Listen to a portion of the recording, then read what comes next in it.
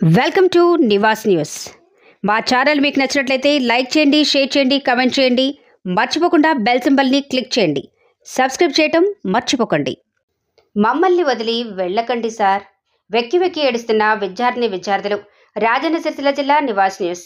రాజన్న సిరిసిల్ల జిల్లా ఎల్లారెడ్డిపేట మండలం కిషన్ దాస్పేట ప్రాథమిక పాఠశాలలో 10 ఏళ్లు పాఠాలు చెప్పిన ఉపాధ్యాయుడు శ్రీనివాస్ పాఠశాల నుండి బదిలీ అయ్యారు. పిల్లలతో మమేకంగా ఉన్న శ్రీనివాస్ పాఠశాలను విడిచి వెళుతున్నప్పుడు విద్యార్థులు మమ్మల్ని వదిలి వెళ్ళొద్దు సారు అంటూ వెక్కి వెక్కి ఏడుస్తూ కన్నీటి పర్యంతమయ్యారు.